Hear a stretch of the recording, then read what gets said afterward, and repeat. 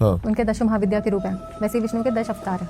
टोडाल तंत्र में लिखा गया है इसके बारे में कि एक एक महाविद्या जो विष्णु के एक एक अवतार से जुड़ी हुई है। जो वैष्णव तंत्र मानते हैं वो विष्णु के 10 अवतारों को मानते हैं।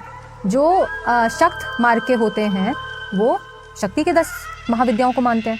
वो आपके ऊपर है कि आपको किसको मानना है, कैसे मानना है। सही बात है जी, दोनों बहुत सिमिलर हैं। आप कभी अगर टोडाल तंत्र पढ़ोगे आपको पता चलेगा किसका कौन सा है। जैसे माँ भुवनेश्वरी है वो वो वामन अवतार से मिलती है। आपके जो ये है जो कृष्ण है, भगवान कृष्ण, वो माँ काली से मिलते हैं। तो आपने कृष्ण काली के बारे में भी सुना होगा। सुना नहीं, मैंने फर्स्ट टाइम टाइम। अच्छा, ये आप देखोगे बंगाल में आपको मंदिर मिलेंगे जहाँ पे कृष्ण और काली की साथ में पूजा होती है। उन्हें कृष्ण काली भी कहा जाता है क्योंकि दुर्गा आपकी ये जो भगवत पुराण है, देवी पुराण, उसमें लिखा गया था कि जो माँ काली थी उन्होंने कृष्ण का अवतार लिया था। वो देवी पुराण में लिखा गया, उनकी फिलॉसफी है। और जो शिवजी हैं वो उन्होंने रुक्मणी और उनकी बाकी देवियों का रूप लिया था। ये उसमें लिखा गया। तो इसीलिए वहाँ पे कृष्ण काली की पूजा होती है कि जो माँ काली का जो आकर्षित रूप है वो कृष्ण का है। तो उन दोनों को काफ़ी ज़्यादा सिमिलैरिटीज दी गई हैं और इसलिए कहते हैं उनमें तंत्र नहीं चलता क्योंकि उनमें खुद में इतनी ज़्यादा ऊर्जा है। वो भी एक महाविद्या का ही रूप आ जाते हैं। उनके बारे में जाना भी जैसे कि कह सकते हैं तंत्र हर रूप में हर जगह मान्य है। हाँ जी। लेकिन जहाँ तक मैंने तो सारे पॉडकास्ट करना मैम, तो मेरे को चीज जो समझ में आई और जो सही भी लगती है, मुझे सबके अलग एथिक्स हैं, अलग तरीके से सोच है। तंत्र जो है ना वो अपने उद्धार और अपनी भलाई के लिए बना है, लेकिन हम उसका यूज वो वहाँ पे ग्रीड आ जाता है ना कि मुझे तो कर रहे हैं दूसरों को ब्लैक मैजिक नीचे गिराने में। हाँ। ये करने में, ये मेरे को उसका लॉजिक आज तक मैं उसका लॉजिक नहीं समझ पाया कि मतलब लोग अपने ऊपर ध्यान नहीं देते हैं। मतलब जैसे मुझे कुछ करना है तो मैं अपनी चीजें को पॉलिश करूंगा, मैं सामने वाले को गिरा के मेरे को क्या मिलेगा? जेलसी और कंपटीशन, ये जब चीजें आ जाती है। लेकिन उससे मिल क्या रहा है मेरे को ये आज तक नहीं समझ में आया।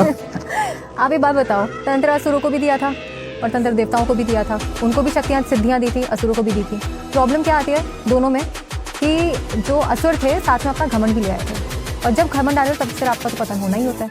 जब ये होता है कि नहीं अब सिर्फ मैं ही सबसे ज़्यादा शक्तिशाली हूँ क्योंकि मुझे ये सारे वरदान मिले हैं, मेरे पास ये सिद्धियाँ हैं, तो मैं सब में राज करूँगा, मैं उसको यहाँ पे गिराऊंगा, मैं वहाँ पे गिराऊंगा। और जब भी कोई एक असुर ऐसा सोचता है फिर क्या होता है, किसी ना किसी तरह से कोई ना कोई लूप होल होता है जिसकी वजह से भगवान होते हैं वो भी उनको गिरा ही देते हैं। कभी विष्णु जी कोई वरदान देते थे तो फिर शिव जी जाके मारते थे, कोई वरदान देते थे तो फिर विष्णु जी जाके मारते थे।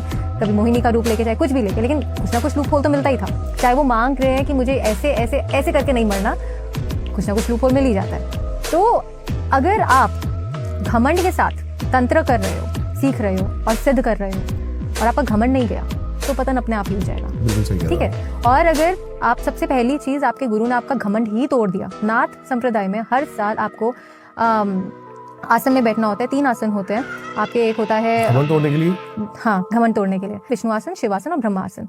तो उसमें जो आपका शिवासन होता है उसमें आपका पूरी तरह से घमंड चूर चूर कर दिया जाता है कि आपके सामने जितने भी सारे आपको इतनी गालियां देते हैं, आपको इतना कुछ बोलते हैं। और आपको सुना है, हाँ, या घोरीस में भी होता है कुछ ऐसा। हाँ, क्योंकि आपको अपना पतन तोड़ना पड़ता है, वो घमंड तोड़ना पड़ता है। मैं एक साधु को, बहुत बड़े साधक थे, उन्हें बोला जाता था कि एक गाँव में है ना, दिखने नहीं चाहिए तुम्हें। वहाँ के गाँव वाले लोग बहुत ऐसे गालियां वाले देते थे, तो वहाँ पे दिखने नहीं चाहिए, तुम जब भी आओगे ना मतलब दिखोगे बहुत पिटोगे।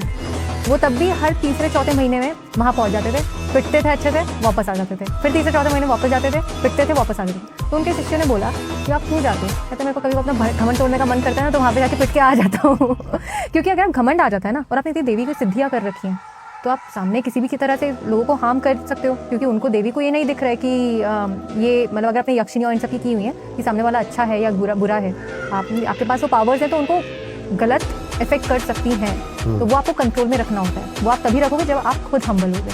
आप में घमंड आ गया ना तो आप चीज़ सिखा पाओगे, ना ही आप वो चीज़ ठीक से यूज कर पाओगे। पॉडकास्ट का एंड हो गया है। मैं एक जोक जो मैंने बचपन में सुना था वो सुनाता हूँ। हाँ जी। तंत्र अभी ऐसे काम कर रहा है, लोग मतलब ऐसे काम कर रहे हैं, ये थोड़ा सा एग्जांपल लोगों को मिलेगा। एक बार क्या हुआ, 2 ब्लैकी मतलब काले लोग और एक गोरा बैठ गए शिव भगवान की साधना में। अब बैठे रहे, कई साल बीत गए तपस्या करते करते, शिव भगवान प्रसन्न हुए और प्रकट हो गए। अब कहा शिव ने एक ब्लैकी से, हाँ भाई मांग क्या मांगता है? तो लगा मेरे को बिल्कुल स्मार्ट बना दो, एकदम गोरा। कहते तथास्तु, बना दिया।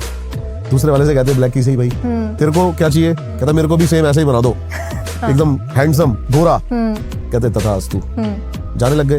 वो गोरा कहना, अरे कहाँ चले, मैं तो बचा हूं अभी। तो कहता भाई तू भी मांग। कहते वैसे ही बना दे जैसे थे दोनों। तो लोगों को अपना भला नहीं करना, दूसरों को वापस वहीं पे जाके अपनी ऊर्जा निकाल दी। तो लास्ट में कहता जैसे थे दोनों को वैसे ही बढ़ा दे। तीनों की ऊर्जा गई। बाकी बहुत अच्छा लगा मैं आपसे बात करके।